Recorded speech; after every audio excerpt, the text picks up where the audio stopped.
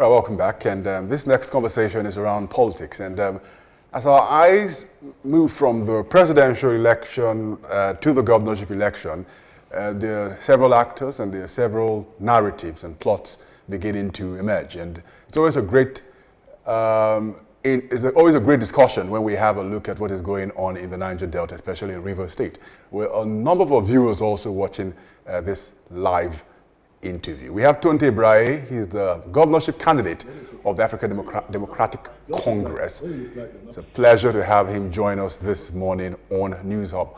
You're welcome. Thank you very much. Excellent. And Tonte Braye, interestingly, has caught the attention of the offline and online media, having picked up an actress, Tonto Dike, as his running mate, and of course did get him a lot of attention also too, but I'm sure there's a lot more for us to unpack with why you think you should be the governor of Rivers State when the elections happen next year. So first and foremost, when you look at what is going on in Rivers State, you've had the Rivers State political system held by one party from 1999 till date, and I mean, you don't even have a second major party even contest for that seat in serious terms in every election cycle. But you from the ADC, which has never really taken any serious interest. And to make matters more interesting, we see that your only political experience so far has been with the Ijaw Youth Congress. You think that puts you in a fine stead to go head-to-head with the PDP or even the APC in Rivers State?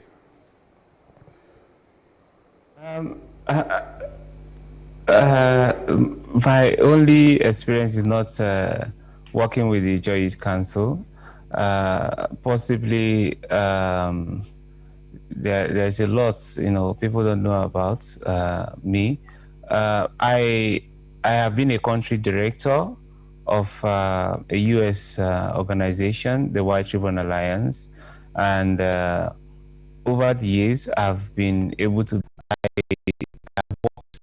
around the area of maternal health, introducing several policies, including the policy on respectful maternity care.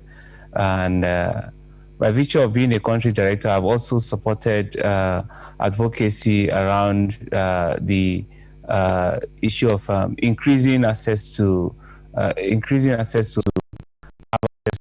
planning. So I have experience around the area of leadership. Coming to the area of governance, it is not a new thing for me. Issues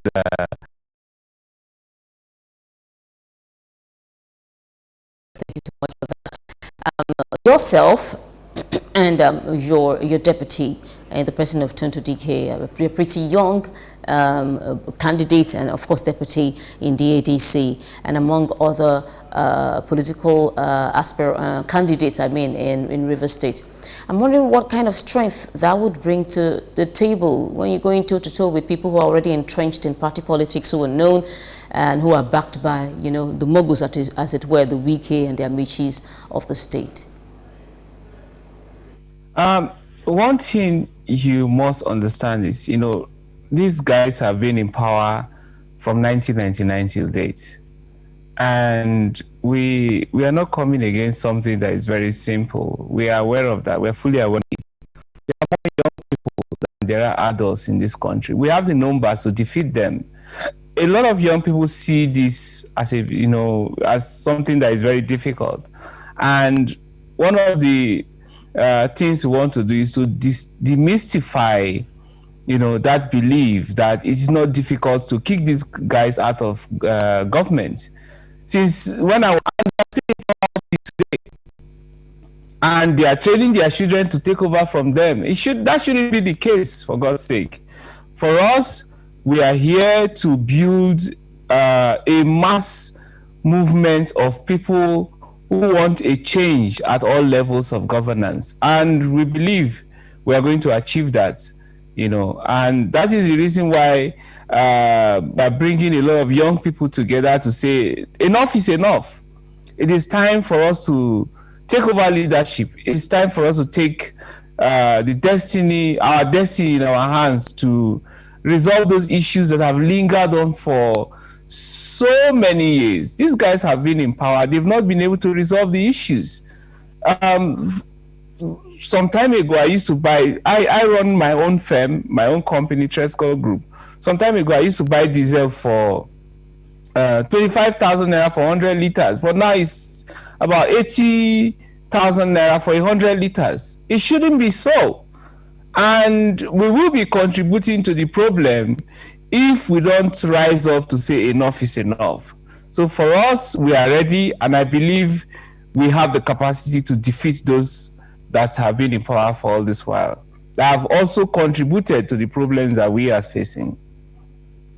You know, so it's one thing for you to have the ambition and then eventually to have to go through the entire process and then get to become the governor of Rivers State when the elections happen. If the people of Rivers decide that you're the best candidate for them to go for office in the next 4 years. But I think it was Abubakar Balarabe, even in the Second Republic, as well focused as he was, as radical as he was, he got into assembly and then into the government, realized that he needed to have members of the assembly on his side, because the rest is history. He got impeached.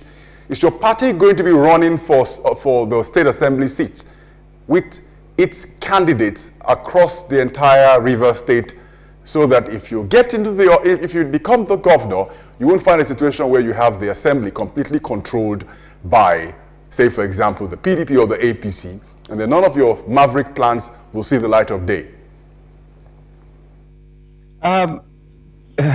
If I may try to make you understand, we have been able to bring together a mass of young people contest for House of Assembly seats. Some of them are within the ages of 25 to 35. I think that's the age limit. And they are very passionate. This is not just an ambition. It's a movement. And members of my party are fully aware that it's a movement. And it's not a movement of money politics. It's a movement of people politics. So if you look at the legislature, it's seriously, let me not use this kind of word, but believe me, it's just like a mess. They just approve every bill that the governor brings to their table without questioning. Some of them do not even have a system to call for public hearing to get the views of the general population. So it's like when the governor brings a bill to the State House of Assembly, it's just as if they just pass it without reading it. So we don't want that kind of rubber stamp legislature. So that is why we have brought in our party, the African Democratic Congress, has brought in a number of young politicians that will not just be legislators, but will also question both budgetary and any other kind of bill that will be submitted by the governor. For me, I enjoy the issue of debate. I like to debate and convince people why they must support the ideas. So if I send a bill to the Rivers State House of Assembly and they just pass it without asking questions, myself, I'll be a bit concerned. So I feel we have candidates, very young candidates. I think when campaign commences, you begin to see their posters, and they are very young candidates that have the capacity to question, all kinds of executive bill, be it a budgetary bill or budget, and also call for public hearing and, invite the respective or line ministries and agencies to come and defend their budgets. That is the kind of House of Assembly we want. And we have been able to, get young persons on board, especially we have women inclusion. I mean, a lot of young women are now the House of Assembly flag bearers across the respective local government areas. And we believe this will be a sweep, an all-round sweep. If I am, coming on board, if I am being elected as governor, all of them will be voted in as House of Assembly members.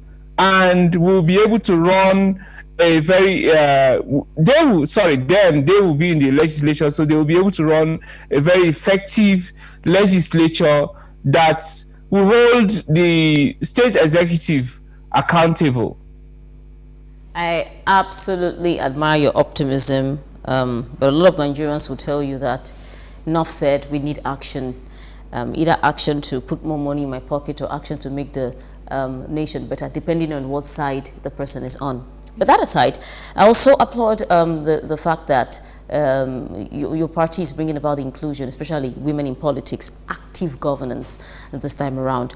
And we see that women over the years, since the issue of women in politics has come up, women over the years have faced a litany of challenges, either stepping down for somebody more powerful or not getting enough votes, sometimes getting one vote, the one they did for themselves.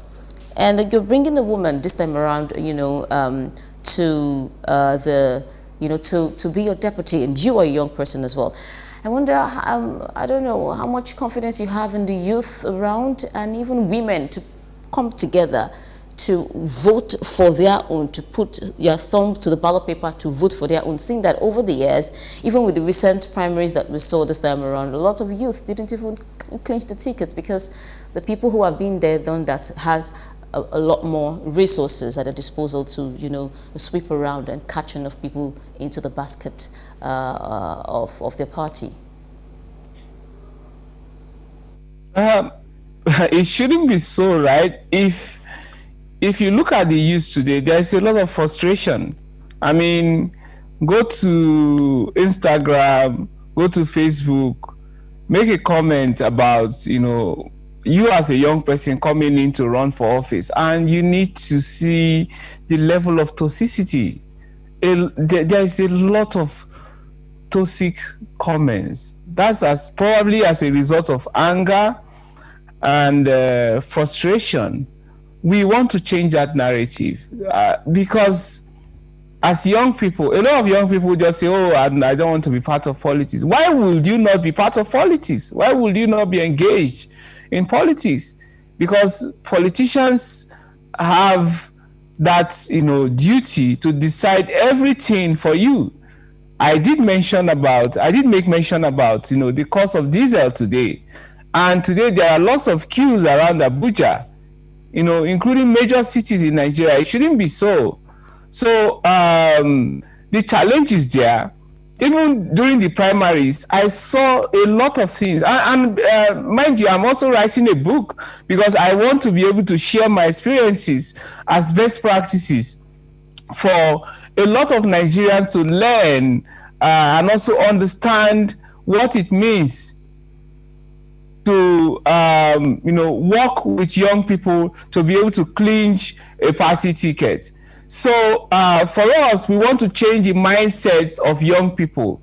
They should be part of the political process. If you're not part of the political process, then you're leaving it for a very tiny population to decide for you what amount of tax they should be able to deduct from your salary.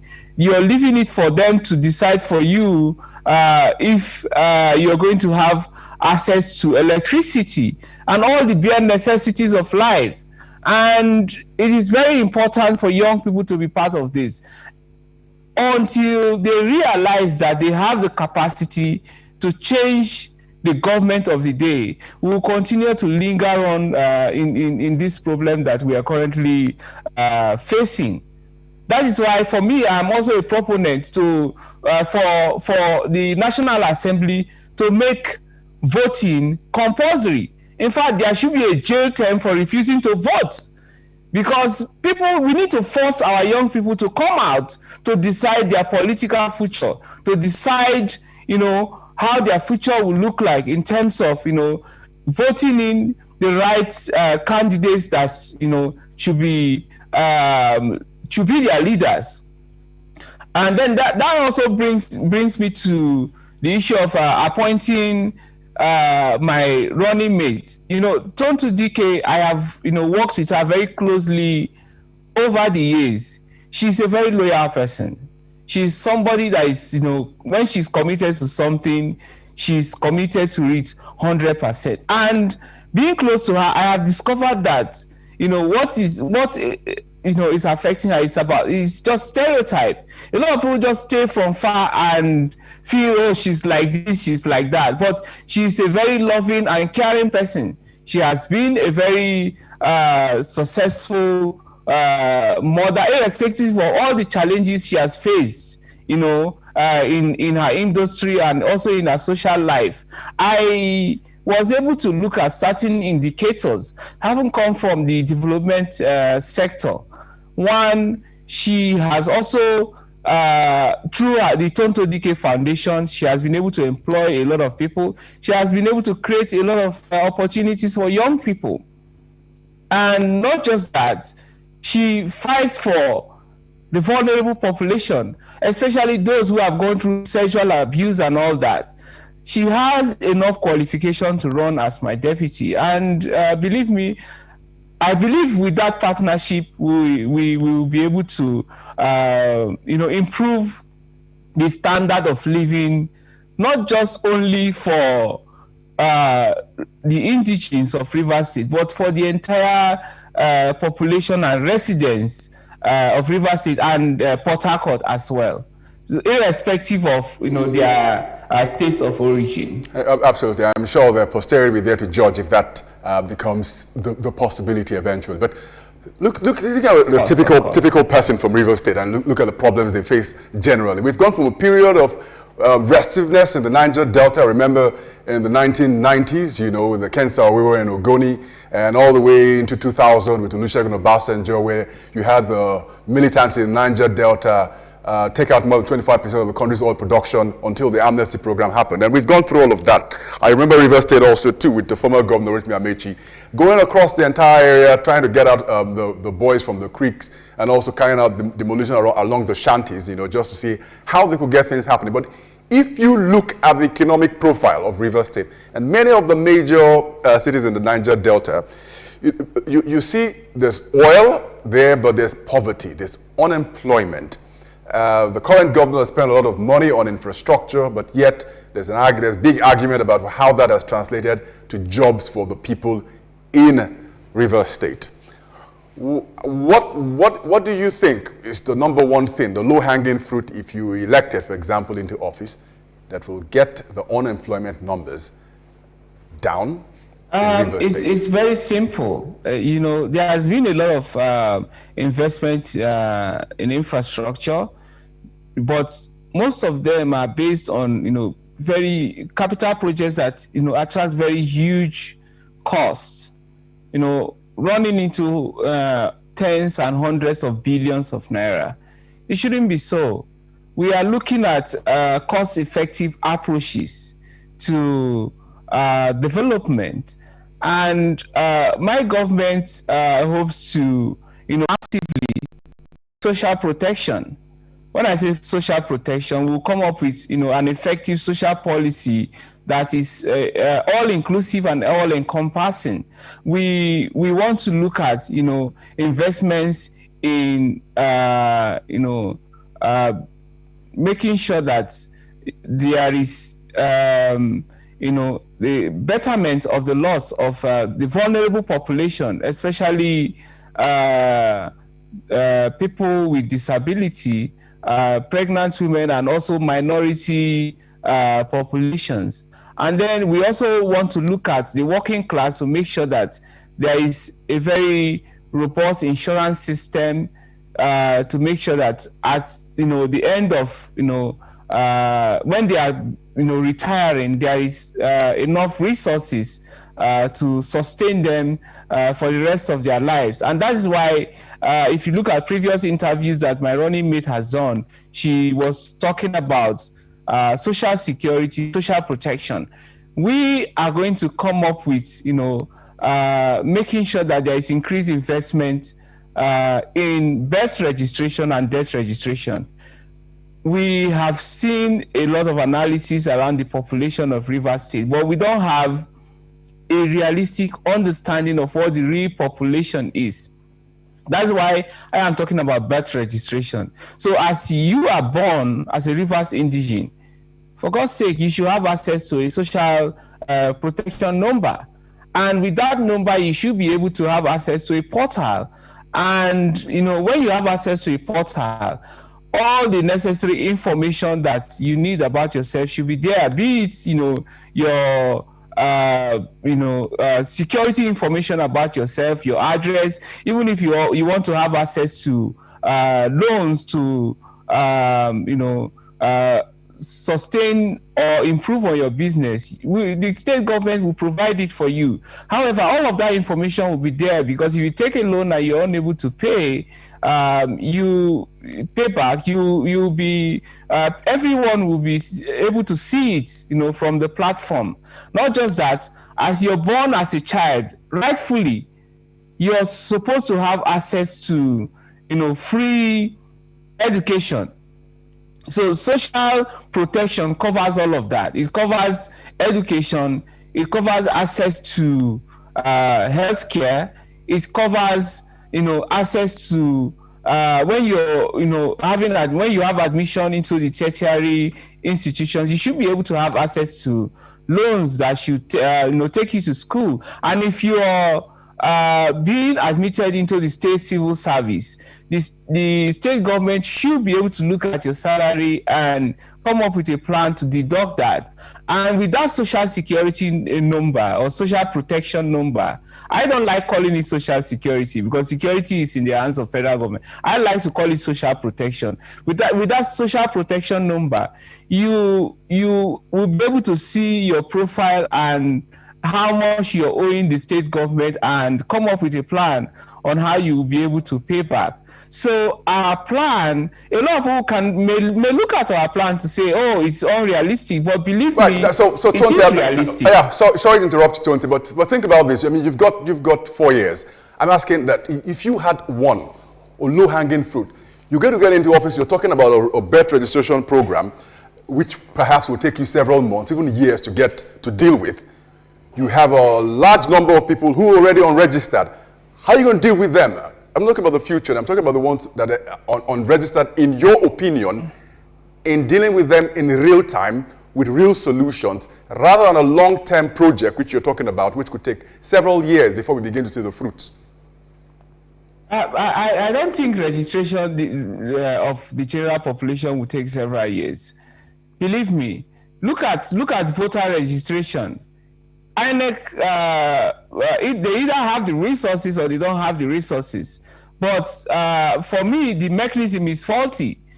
If the mechanism is right, believe me, within a couple of weeks, every indigene or everybody residing in Rivers State should be able to get registered. And there will be different categories of registration. And when you talk about, social protection, the first class beneficiaries should be indigenes of Rivers State. We'll also come up with, some kind of, program for the registration of those that are not indigenous, so that it doesn't look discriminatory, but also give them the opportunity to thrive in the state. But believe me, when it comes to registration, a lot of issues come up when there is corruption or the system is faulty. Registering these things online is not difficult. It's just going to the portal. If you have a registration, a birth registration number, just going to the portal and putting in your information. And for me, I don't think it's difficult. I have worked in the health sector. I have also worked with other line ministries and related international and local NGOs to come up with very useful policies, and it's very easy. Let's not make governance look very difficult. And people are making it difficult because they don't want, they are making it look difficult because they don't want young people to come in. For us, we have the experience. I have the experience personally to make things easier. That's why if you look at my manifesto, I am saying we want to better the loss of the general population in Rivers State, be it indigenous or not.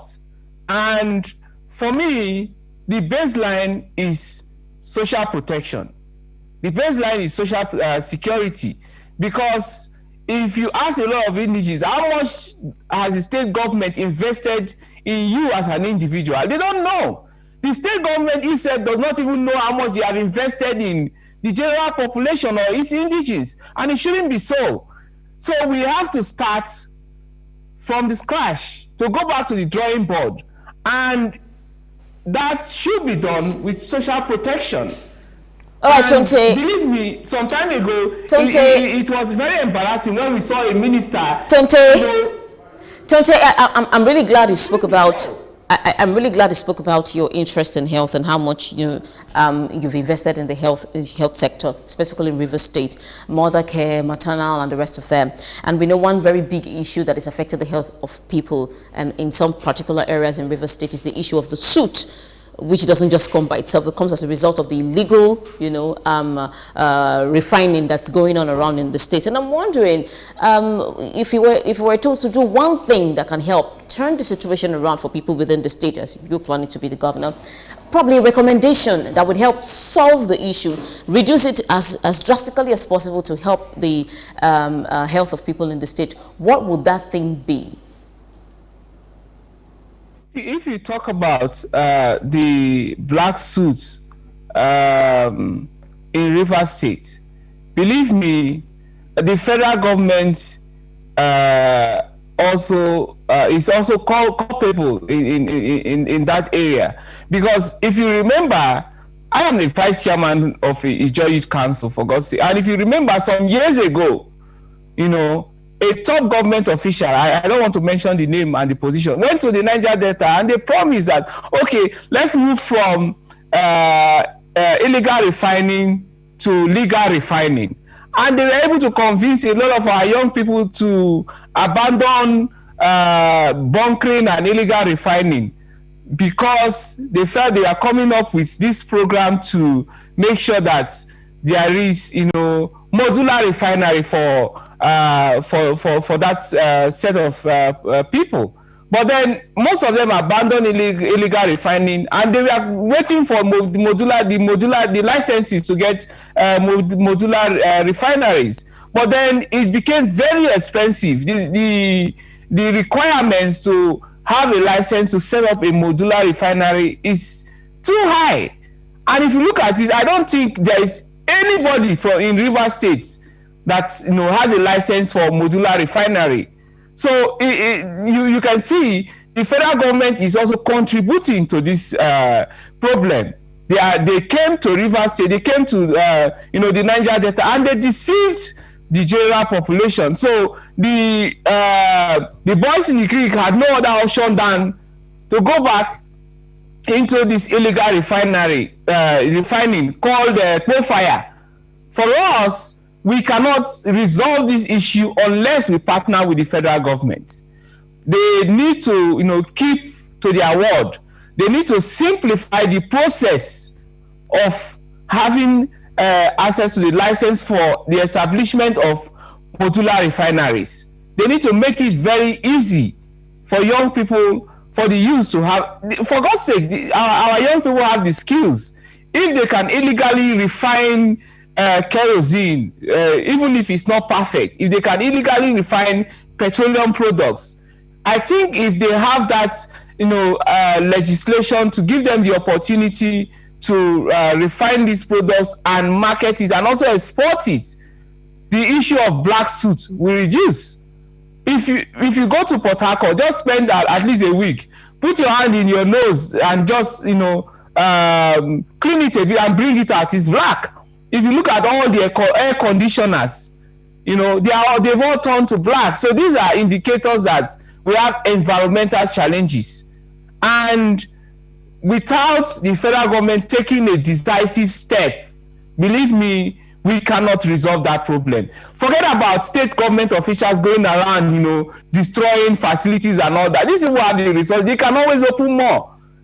And have you ever wondered who is buying these products from them? Right. But there are always people ready to buy these products from them. Tonte, let's not.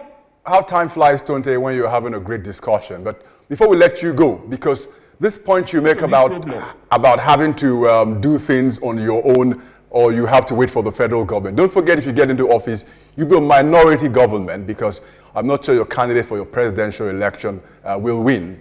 You could perhaps think about yourself. But then if you go to a situation where you have the presidential candidate or the president not being from your party, you face a situation where you'd have to run things on your own and may not even get the support of the federal government. What will you do? Not just with the illegal refining, but with several other things which will be out of your control, in your final comments on this interview. I believe 100% that our presidential candidate will win. But if as a result of any eventuality he doesn't, for me, I'm a diplomat. These things are subject to negotiations. And I believe whoever Nigerians are voting into power should be somebody that is ready to tackle the issues that the general population is facing, including the population in Rivers State. So for us, we believe that we will have the mandate to negotiate with the federal government to come up with a policy that will address, not just surface dressing, but address the issue of black suits in a more sustainable manner. Believe me, there is yet no research. I don't think there has been any research that has been published that clearly make us to understand the health implications of the black suits. Every other thing we have been seeing is speculations. So I will encourage those in the academia to invest more in research, including donors sponsoring the research projects to come up with credible data to show the health implication of the black suits. However, we intend to partner with the federal government to address this issue in a sustainable form. Thank you, Tonte. We really don't have much time to drag the conversation, but thank you so much for joining us on the conversation. Tonte Ibrahim, governorship candidate of the Action Democratic Congress, Rivers State. African Democratic Congress, not Action. African Democratic Congress. Yes, ADC. Thank you so much. And thank you for that correction as well. Thank you so much.